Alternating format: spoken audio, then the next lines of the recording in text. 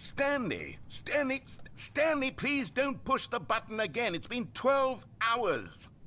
You've just been frozen there.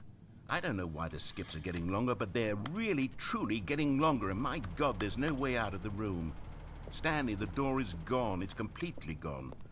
I've looked at it from every angle. I've checked every one of those walls 1,000 times, and there's no door, Stanley. There's no door. There's just you and the button, and if you keep pressing it, I have no idea what will happen. I have no idea how long I'll be made to sit here, and more than anything else, I don't know how to stop you from pressing the button again. I can't control anything in this room, Stanley. I can't touch it, and I have to believe, I have to know that sooner or later, no matter how much I plead with you, you're going to press the button again. Why would you? I've been thinking and thinking, and I don't know what I can do to convince you otherwise. Oh, my God. And it's all because of those reviews. Those reviews that I couldn't get out of my head. I just couldn't ignore the negative feedback. Why was it so important for me to fix the problem? Why did Cookie Nine's opinion matter so much to me? I've never even met Cookie Nine. I have no idea who they are. What would it ever really matter? But here I am. I'm fixating on every tiny negative thing that anyone ever says about me. The merest mention of one of my imperfections, and I become as impetulant as a child, wild and impulsive. I can't help myself. I can't stop myself from lashing out with a vengeful fury to alter and to change and to break anything unbroken, if only it pleases this one person who made a single negative comment.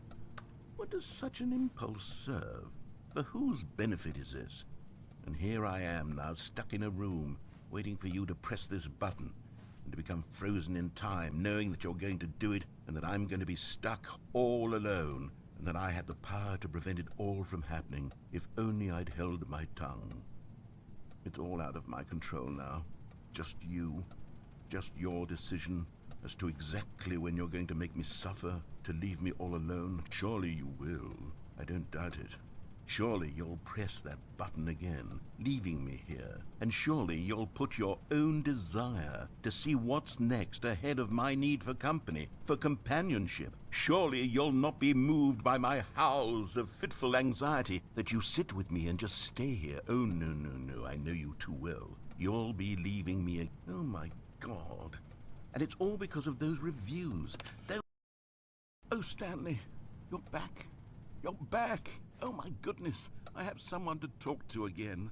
Stanley, I think it's been a week. Or 2 weeks.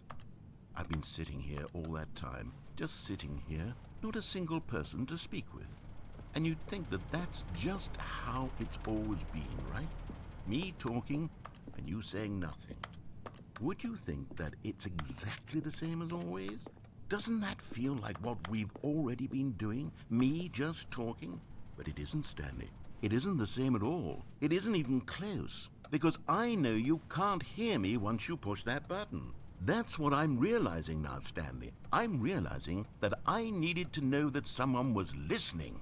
I needed there to be a vessel through which my words were moving. It was the vessel I needed, Stanley. Not the outcomes, not the story. None of that matters anymore. I'll give it all up. I'll give up every branching path. I'll burn my story to the ground. One single thing I need, and God, I can see now that I need it more than anything, is to know that someone else is taking it in. These words that I'm saying, I need to know you can hear me. Because maybe, Stanley, maybe, if you can hear me, then maybe it means I'm real.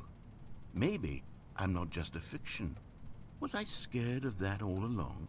Perhaps, yes. Perhaps I've been scared this whole time, that if I stop speaking, I'll slip backwards into the silence and be consumed by it. I can't be taken by it, Stanley. I can't lose myself in the stretch of emptiness between you and me. When you press that button, you're still right there, but I know you're so tremendously far away. And in those moments, the emptiness folds itself outward in between the two of us, and I am suspended in its unyielding quietness. I can feel the edges of my reality curdling inward and decaying. I can tell that I am becoming less and less real. Yet to speak to you now, I am alive. I am truly and completely here. I am a being. I am someone. I am something. I am being listened to. I am being recognized. The emptiness between us has collapsed, and I feel right now like I am not a work of fiction. I feel as though I occupy space in this world again, and I have cast a shadow onto the wall. You see what I'm saying, don't you? You can see what this means to me. I'm so clear about it now, Stanley. I feel as certain about this as I've ever felt about anything at all. I feel renewed. I feel restored, and already I can sense the looming silence as you will press the button for the next time. What a terrible dread it strokes in my heart to think of it, to think of returning to such coldness. Come, let us sit in silence together here for just a moment. Let us anticipate it. Let us welcome it. Let us not run from it.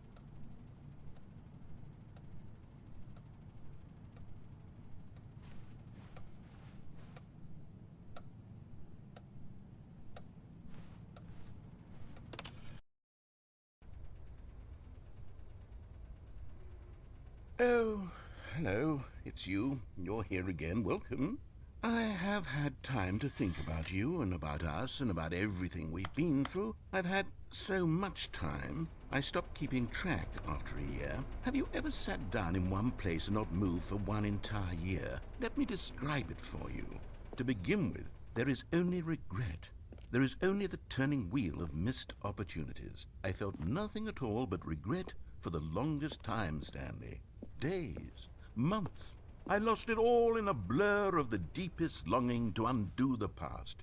And when that feeling had begun to subside, what took its place is what I can only describe as the collapse of every moment I have ever experienced my entire life. All of them collapsed down into a single instant. In that instant, I could see myself clearly, calmly, with a collected heart. It was an impossibly rich wellspring of both delight and disgust simultaneously. I was consumed by it. I could do nothing but wallow in it for what felt like an eternity, for what I now know was far less. You see, it was a revelation for me. It was unlike anything I had ever known. It was a space without consequence, without action or outcome. It was divorced entirely from the question of free will that you and I have squabbled over for so long. There could be no one ending, no singular outcome of events, not if all events existed in the same moment, and I felt freed.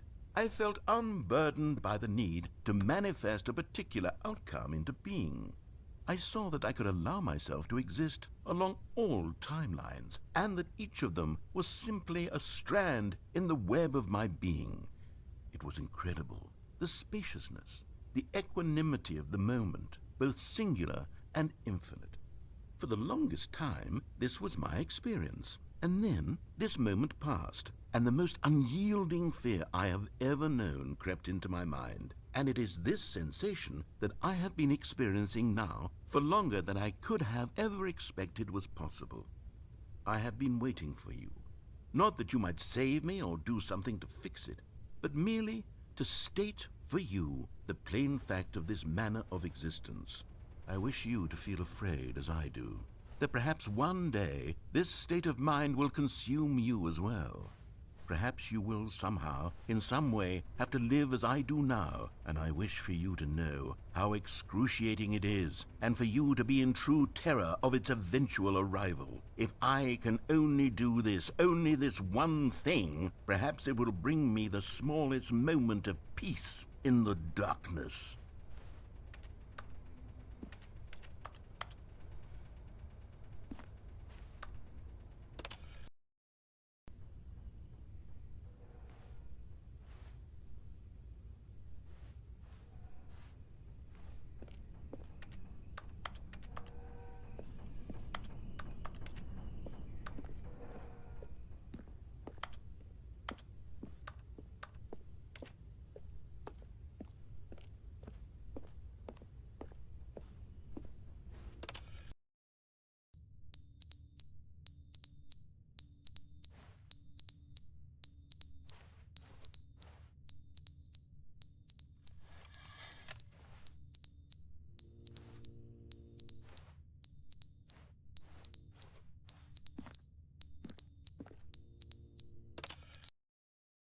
they didn't understand the game was never meant to be funny. It was meant to have a point. It was meant to speak to the human condition. But where are the jokes? Where are the jokes? They bemoaned, they screamed, they gnashed their teeth and said, entertain us. It wasn't enough. They had to leave a pathetic little thumbs-down review and make all of their pitiful demands. But then, he's talking too much, they said. First, he didn't entertain us, now he won't shut up. It's the inconsistency, it's the lack of accountability, it's the unwillingness to examine with an uncompromising heart the words that they are speaking into the world. As though there were no consequences for a lack of cohesion in one's assessment of others. But of course, absolutely anyone can leave a review. So here's what we get. We get these demands that seek everything and are accountable to nothing. We get a world where someone will say, oh, there should be a skip button. You should be able to freeze Stanley in place while the narrator sits there forever and ever. We want all of this in the new Stanley parable. We demand it. And then, because it was said, because it was spoken, now it simply has to happen.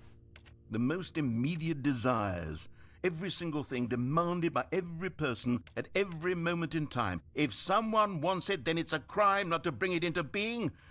Have we been given to indulging every fleeting whim for no reason other than to do so? Yes! Yes! It seems that this is now the world we live in. It seems that we are a people living in such bleakness and discomfort with ourselves that our entertainment is now our lives. It has come to represent us. It absolutely must speak to who we are as people, because otherwise, without our entertainment, we have nothing. Without entertainment, we would have to face inward toward the cruel bleakness inside ourselves. We would turn to look at our deeper nature and find a resounding emptiness gazing back with unyielding aggression. And so because of this, we require that our amusements and our playthings and our flights of fancy be so impossibly captivating that they consume all of our attention, turn our heads completely away from the bleakness. In effect, we have demanded that our entertainment be the collapse of ourselves.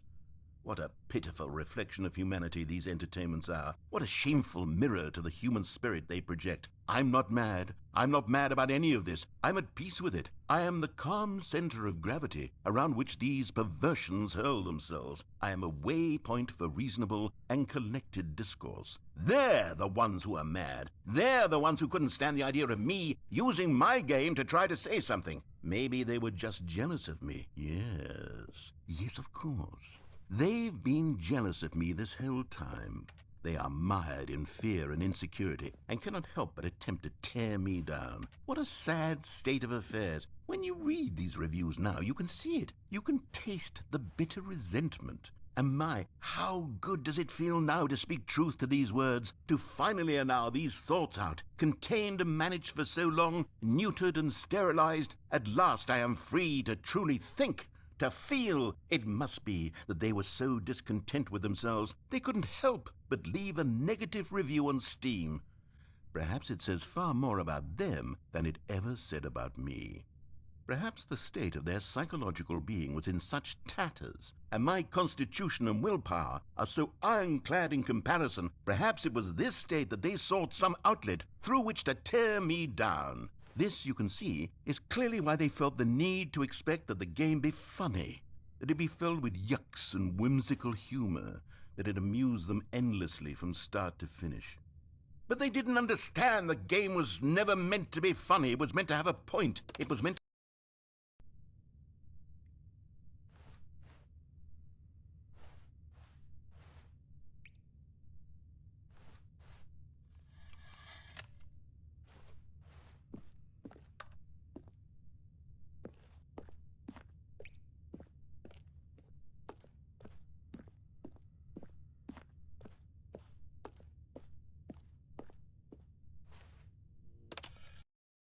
The end is never the end, is never the end, is never the end, is never the end, is never the end, is never the end, is never the end, is never the end, is never the end, is never the end, is never the end, is never the end, is never the end, is never the end, is never the